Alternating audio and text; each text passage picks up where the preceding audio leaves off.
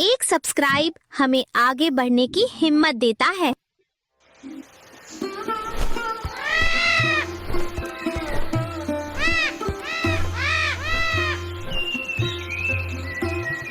कमलपुर गांव के चौराहे पर एक छोटा सा ठेला था। वो ठेला मनोज का था। मनोज पिछले कई सालों से उस ठेले को चला रहा था। वो रोज सुबह जल्दी उठता, बाजार से ताजे आलू लाता और बड़ी मेहनत से पाव भाजी बनाता था। मनोज के हाथों में स्वाद का जादू था, लेकिन किस्मत उसका साथ नहीं दे रही थी। पहले उसके ठेले पर ग्राहकों की लंबी लाइन लगा करती थी, लेकिन अब हालात बदल चुके थे। गांव में 2-3 नए और बड़े होटल खुल रहे थे। उन होटलों की चमक दमक, बड़ी दुकानें और आकर्षक सजावट देखकर लोग वहीं जाने लगे थे। इन नए होटलों के कारण मनोज के ठेले पर ग्राहकों का आना लगभग बंद हो गया था। दिन भर इंतजार करने के बाद भी उसके ठेले पर मुश्किल से कुछ ही ग्राहक आते थे। कई बार तो ऐसा होता कि शाम तक उसके बनाए हुए ज्यादातर पाव भाजी बिक ही नहीं पाते थे। अब उसे समझ नहीं आ रहा था कि वो अपने परिवार का खर्च कैसे चलाए। अरे आज फिर दोपहर के 2 बजे बज गए और अभी तक बोहनी भी नहीं हुई। इतनी सारी पाव भाजी बनाकर रखी है, अगर शाम तक नहीं बिकी तो सब खराब हो जाएगी। घर का किराया देना है, बच्चों के लिए राशन भी लाना है। समझ नहीं आ रहा कि ये सब कैसे चलेगा। लगता है किस्मत भी आजकल मेरा साथ छोड़ चुकी है। तभी गांव का एक जाना माना आदमी, सरपंच साहब का नौकर दिनेश, वहां से गुजर रहा था। उसे देखते ही मनोज की आंखों में उम्मीद की एक किरण जाग उठी। उसने तुरंत आवाज लगाई, अरे दिनेश भैया, जरा सुनो तो, इधर आओ। आज गर्मा गर्म पाव भाजी बनाई है, बैठो। एक प्लेट लगा दूं क्या? नहीं मनोज भैया, अब तुम्हारे इस पुराने ठेले की वही रोज रोज की पाव भाजी खाकर लोग बोर हो गए हैं। सामने जो नया राजमहल नाश्ता कॉर्नर खुला है ना, आजकल गांव के ज्यादातर लोग वहीं जाते हैं। वहां बैठने के लिए बढ़िया कुर्सियां हैं और हर दिन कुछ नया खाने को मिलता है। तुम भी कुछ नया सोचो, कुछ अलग करो, वरना कहीं ऐसा ना हो कि एक दिन तुम्हें अपना ठेला ही बंद करना पड़ जाए। दिनेश की बात सुनकर मनोज का दिल बैठ गया। शाम होने को आई थी, लेकिन पूरा ठेला वैसे का वैसा ही भरा था। मनोज की आंखों में आंसू आ गए। वो सोचने लगा कि अगर यही हाल रहा तो वो भुखमरी की कगार पर आ जाएगा। रात के करीब 8 बजे बज चुके थे। मनोज अपना ठेला बंद करने की तैयारी कर रहा था। वो बची हुई पाव भाजी को देखकर भारी मन से सब समेट रहा था। तभी अचानक एक बुजुर्ग व्यक्ति ठेले के सामने आकर रुक गया। उसके चेहरे पर थकान और भूख साफ दिखाई दे रही थी। उसने मनोज की तरफ देखा और बहुत ही विनम्र आवाज में कहा, बेटा, मेरा नाम हरिया है। मैं पास के शहर से आया हूं। वहां जिस होटल में मैं काम करता था वो बंद हो गया। मेरे पास रहने की कोई जगह नहीं है और सुबह से पेट में एक दाना तक नहीं गया है। क्या मुझे यहाँ कुछ काम मिल सकता है? मैं खाना बहुत अच्छा बना लेता हूँ। अरे चाचा, तुम खुद देख रहे हो कि मेरी खुद की दुकान बंद होने की कगार पर है। दिन भर में एक भी ग्राहक नहीं आया। मैं तुम्हें काम पर रखकर कहां से पैसे दूंगा? तुम कहीं और जाकर काम ढूंढो। मेरे पास तुम्हें देने के लिए कुछ नहीं है। बेटा, मुझे मोटी तनख्वाह नहीं चाहिए। मुझे बस रात को इस ठेले के कोने में सोने की जगह दे दीजिए और 2 वक्त का खाना खिला दीजिए। मैं आपके ठेले का पूरा काम संभाल लूंगा, बर्तन धोने से लेकर खाना बनाने तक। जो कहोगे वो सब करूंगा। प्लीज मुझे मना मत कीजिए, बाहर बहुत ठंड है। मनोज ने हरिया की तरफ देखा। उसकी आंखों में ईमानदारी और लाचारी साफ दिखाई दे रही थी। मनोज का दिल पिघल गया। उसने सोचा कि खाना तो वैसे भी बच ही गया है, इसे फेंकने से अच्छा है कि किसी भूखे का पेट भर जाए। ठीक है चाचा, रो मत। सामने जाकर हाथ मुंह धो लो। ये पाव भाजी बची हुई है, इसे भरपेट खा लो। आज रात यहीं सो जाना, कल सुबह से काम पर लग जाना। लेकिन याद रखना, जब मेरे पास पैसे होंगे मैं तभी तुम्हें कुछ दे पाऊंगा। आपका बहुत बहुत धन्यवाद मनोज भैया। आप मेरे लिए फरिश्ता बनकर आए हैं। मैं आपकी इस भलाई का कर्ज जरूर चुकाऊंगा। कल मैं आपको एक ऐसी चीज बनाकर खिलाऊंगा जो आपने इस पूरे गांव में कभी नहीं खाई होगी। पर मनोज को ये नहीं पता था कि यही हरिया उसके ठेले की किस्मत बदलने वाला है have found this big वाला है।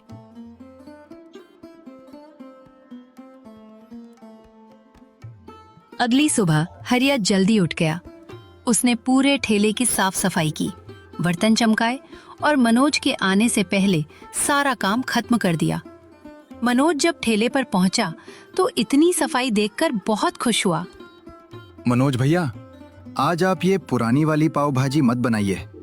रोज रोज वही खाकर गांव के लोग ऊब चुके हैं। आज मैं आपको एक ऐसा आइडिया बताता हूँ जिसके बारे में इस पूरे गांव में पहले किसी ने सुना भी नहीं होगा। क्या आइडिया है हरिया चाचा, जल्दी बता। भैया, हम 20 रुपए में अनलिमिटेड पाव भाजी देंगे। मनोज की आंखें फटी की फटी रह गईं। क्या 20 रुपए में अनलिमिटेड? हरिया चाचा, तुम पागल हो गए हो क्या? अगर लोग अनलिमिटेड खाने लगे तो मैं तो पहले ही दिन बर्बाद हो जाऊंगा। इतना आलू, इतना तेल, इतना मसाला, सबका खर्चा कौन देगा? भैया, आप मेरी पूरी बात सुनो। गांव में मजदूर हैं, किसान हैं, छोटे छोटे काम करने वाले लोग हैं जिनके पास ज्यादा पैसे नहीं होते, लेकिन भूख सबको लगती है। अगर हम इन्हें सिर्फ 20 रुपए में जितना चाहो उतनी पाव भाजी दें तो ये लोग रोज आएंगे, रोज की कमाई होगी। और मैं एक ऐसी स्पेशल चटनी और मसाला बनाऊंगा कि लोग एक बार खाने के बाद दोबारा आए बिना रह ही नहीं पाएंगे। मनोज थोड़ा हिचकिचाया, लेकिन हरिया के आत्मविश्वास को देखकर उसने हामी भर दी। हरिया ने चूल्हा जलाया। उसने मसालों में अपने खास पाउडर मिलाए। आलू की सब्जी में एक सीक्रेट इंग्रेडिएंट डाला जो सिर्फ वही जानता था। और जब उसने कढ़ाई में पाव भाजी तैयार करनी शुरू की तो पूरे नुक्कड़ पर एक ऐसी लाजवाब खुशबू फैल गई जो गांव वालों के लिए बिल्कुल नई थी। तभी वहां से गांव के 2 अमीर दोस्त विक्रम और राजेश गुजर रहे थे। खुशबू सूंघकर उनके कदम खुद ब खुद ठेले की तरफ मुड़ गए। अरे मनोज भैया, आज तुम्हारे ठेले से कैसी अजीब और शानदार खुशबू आ रही है। ये क्या बना रहे हो? खुशबू से तो मुंह में पानी आ गया। अरे विक्रम भैया, आइए जरा बैठिए। आज हमारे नए उस्ताद हरिया चाचा ने एक खास चीज बनाई है, 20 रुपए में अनलिमिटेड पाव भाजी। आप लोग एक बार चक्कर देखिए, मजा आ जाएगा। 20 रुपए में अनलिमिटेड? ये तो कमाल है। चलो भाई, एक प्लेट लगाओ, देखे तो सही क्या चीज है। विक्रम और राजेश ने जैसे ही पहला टुकड़ा मुंह में डाला, उनकी आंखें फटी की फटी रह गईं। वाह मनोज भैया वाह, ऐसा स्वाद तो हमने आज तक जिंदगी में नहीं चखा। ये तो सामने वाले राजमहल नाश्ता कॉर्नर से भी 10 गुना बेहतर है। अरे हरिया चाचा, तुम्हारे हाथ में तो जादू है। मनोज, कल से हम अपने सारे दोस्तों को यहीं लेकर आएंगे। ये 20 रुपए अनलिमिटेड वाला आइडिया तो पूरे गांव में तहलका मचा देगा। देखते ही देखते दोपहर तक मनोज के ठेले पर लोगों की भीड़ जुटने लगी। जो लोग मनोज के ठेले को भूल चुके थे, वे अब 20 रुपए में अनलिमिटेड पाव भाजी खाने के लिए लाइनों में खड़े थे। हरिया लगातार चूल्हे पर हाथ चला रहा था और मनोज काउंटर पर बैठा नोट बटोर रहा था। कुछ ही हफ्तों में मनोज का ठेला गांव का सबसे मशहूर ठिकाना बन गया। मनोज की सारी लाचारी दूर हो गई थी और उसके पास मोटा पैसा आने लगा था। लेकिन जैसे जैसे पैसा बढ़ा, मनोज के मन में लालच और अहंकार भी बढ़ने लगा। वाह, आज तो रिकॉर्ड तोड़ कमाई हुई है। सारा खेल तो इस 20 रुपए अनलिमिटेड वाले आइडिया का है। लोग इसके दीवाने हो गए हैं। लेकिन इस हरिया को मुझे हर महीने पैसे देने पड़ते हैं। अब तो मैंने भी देख लिया है कि ये पाव भाजी कैसे बनती है। वही मसाला, वही आलू, वही सब्जी। अगर मैं खुद ये बनाने लगूं तो हरिया के पैसे बच जाएंगे और सारा का सारा मुनाफा सिर्फ मेरा होगा। अब मनोज हरिया को निकालने का बहाना ढूंढने लगा था। एक शनिवार की रात जब ठेले पर बहुत ज्यादा कमाई हुई थी, हरिया थका हारा ठेले के पीछे खड़ा था। तभी हरिया मनोज के पास गया और बहुत ही शालीनता से बोला, मनोज भैया, आज ठेले में बहुत अच्छी बिक्री हुई है। स्टॉक खत्म होने वाला है। अगर आप कहें तो मैं कल सुबह जल्दी उठकर शहर से ताज़ा मसाले और सामान ले आऊं, ताकि ग्राहकों को कोई कमी ना हो। अब तुम्हें कहीं जाने की कोई जरूरत नहीं है हरिया। चाचा और सुनो, आज के बाद तुम्हें इस ठेले पर आने की भी कोई जरूरत नहीं है। तुम्हारी छुट्टी। ये आप क्या कह रहे हैं मनोज भैया? मुझसे कोई गलती हो गई क्या? अगर खाने में कोई कमी रह गई हो तो मुझे बताइए, मैं उसे सुधार लूंगा। मुझे काम से मत निकालिए। मेरा इस गांव में आपके अलावा कोई नहीं है। अरे नाटक बंद करो, कोई गलती नहीं हुई है। बात बस इतनी है कि अब मुझे तुम्हारी जरूरत नहीं है। पाव भाजी बनाना कोई रॉकेट साइंस नहीं है, वो अब मैं खुद बना सकता हूं। तुम्हारी वजह से मेरा आधा मुनाफा फालतू में बर्बाद हो रहा था। अपनी इस महीने पगार ले जाओ और अभी के अभी मेरा ठेला खाली करो। हरिया ने मनोज की तरफ देखा। उसकी आंखों में आंसू आ गए।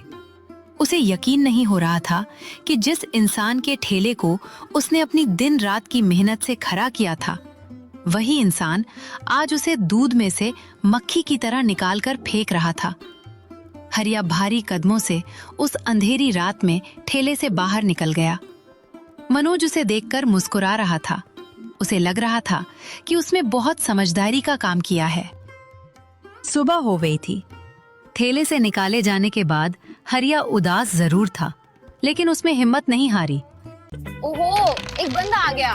भाई हिम्मत करके आया है। उसमें हिम्मत नहीं हारी। उसमें किराए पर एक छोटा सा पुराना ठेला लिया। मनोज ने जो पैसे उसे दिए थे, उन्हीं पैसों से उसने कुछ बर्तन, एक छोटा चूल्हा और पाव भाजी बनाने का सामान खरीदा और एक छोटा सा ठेला लगाया। मनोज भैया ने मेरे साथ धोखा किया, क्योंकि उन्हें लगता है कि दुकान उनकी जगह से चलती है। लेकिन मैं उन्हें साबित कर दूंगा कि दुकान जगह से नहीं, बनाने वाले के हुनर और उसकी ईमानदारी से चलती है। मैं हार नहीं मानूंगा। अपनी मेहनत से अपनी नई पहचान बनाऊंगा। शाम के 4 बज चुके थे। हरिया ने अपने ठेले पर पाव भाजी तैयार करनी शुरू की, क्योंकि वो इस डिश का असली उस्ताद था। इसलिए जब उसने अपनी खास सीक्रेट रेसिपी से पाव भाजी में तड़का लगाया, तो उसकी खुशबू पूरे गांव की गलियों में तैरने लगी। लोग खुशबू का पीछा करते हुए पेड़ के नीचे जुटने लगे। अरे हरिया चाचा, तुम यहाँ ठेला लगाकर क्यों बैठे हो? आज मनोज के ठेले पर नहीं जा रहे क्या? भाई साहब, अब से आपको मेरी बनाई हुई असली पाव भाजी इसी ठेले पर मिलेगी। एक बार सेवा का मौका जरूर दें। स्वाद में कोई कमी नहीं मिलेगी। और हाँ, सिर्फ 20 रुपए में अनलिमिटेड। ग्राहकों को तो बस हरिया के हाथ के उस स्वाद से मतलब था। उन्होंने तुरंत प्लेटें ऑर्डर करना शुरू कर दिया। हरिया ने बहुत ही कम दाम में और मनोज के ठेले से भी ज्यादा अच्छी क्वालिटी में पाव भाजी परोसी। पहले ही दिन शाम ढलते ढलते हरिया के ठेले पर लोगों की भारी भीड़ जमा हो गई। उधर मनोज के ठेले पर शाम होते ही ग्राहकों की भीड़ जुटने लगी थी। मनोज आज बहुत खुश था, क्योंकि आज उसे किसी को मजदूरी नहीं देनी थी और सारा मुनाफा उसका होने वाला था। मनोज बड़े घमंड के साथ चूल्हे के पास जाकर खड़ा हो गया। उसने हरिया की नकल करते हुए पाव भाजी बनाने की कोशिश की। तभी विक्रम और राजेश अपने कुछ दोस्तों के साथ ठेले पर पहुंचे। भाई मनोज, आज हमारे कुछ खास दोस्त शहर से आए हैं। इन्हें भी जरा अपने हाथ की वो जादुई 20 रुपए अनलिमिटेड पाव भाजी खिलाओ। जरा 5 प्लेट गर्मा गर्म लगाओ। अरे विक्रम भैया, जरूर जरूर। मैं तुरंत अपने हाथों से आपके लिए स्पेशल पाव भाजी बना रहा हूँ। खाकर उंगलियां चाटते रह जाओगे। मनोज ने बड़े ठाठ से प्लेट सजाई और विक्रम को दे दी।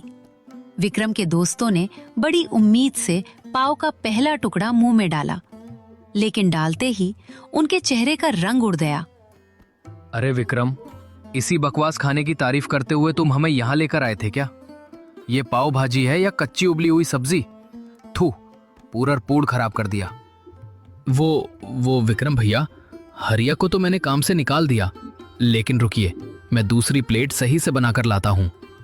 रहने दो मनोज, जब असली कारीगर ही नहीं है तो तुम्हारी इस नकली नकल को खाने का कोई फायदा नहीं है। चलो भाई लोग, यहाँ से चलते हैं। विक्रम और उसके दोस्त बिना पैसे दिए गुस्से में वहां से चले गए। मनोज अपने सूने ठेले में परेशान खड़ा था। पूरा गांव मनोज का ठेला छोड़कर हरिया के छोटे से ठेले की तरफ भाग रहा था। वहां इतनी भीड़ थी कि पांव रखने की जगह नहीं थी। ये बुढ़ा हरिया मेरे ग्राहकों को चुरा रहा है। मुझे कुछ ना कुछ ऐसा करना होगा कि इसका ये ठेला हमेशा के लिए बंद हो जाए, वरना मैं बर्बाद हो जाऊंगा। एक शाम जब हरिया का ठेला ग्राहकों से घिरा हुआ था, मनोज चुपके से भीड़ का फायदा उठाकर ठेले के पीछे गया। जब हरिया ग्राहकों को खाना परोसने में व्यस्त था, तब मनोज ने चुपचाप हरिया की हरी चटनी के बर्तन में ढेर सारा नमक और कड़वा तेल मिला दिया। अब आएगा मजा। जब लोग ये कड़वी और खारी पाव भाजी खाएंगे तो थूक देंगे। हरिया का नाम हमेशा के लिए खराब हो जाएगा। मनोज साजिश रचकर पीछे हटा ही था कि तभी गांव के सरपंच साहब अपने आदमियों के साथ वहां पहुंच गए। सरपंच साहब को शहर से आए कुछ मेहमानों के लिए हरिया की मशहूर 20 रुपए अनलिमिटेड पाव भाजी पैक करवानी थी। अरे सरपंच साहब, आप इस छोटे से ठेले पर क्यों आए? चलिए मेरे ठेले पर बैठिए, मैं आपके लिए बढ़िया खाना मंगवाता हूँ। चुप रहो मनोज।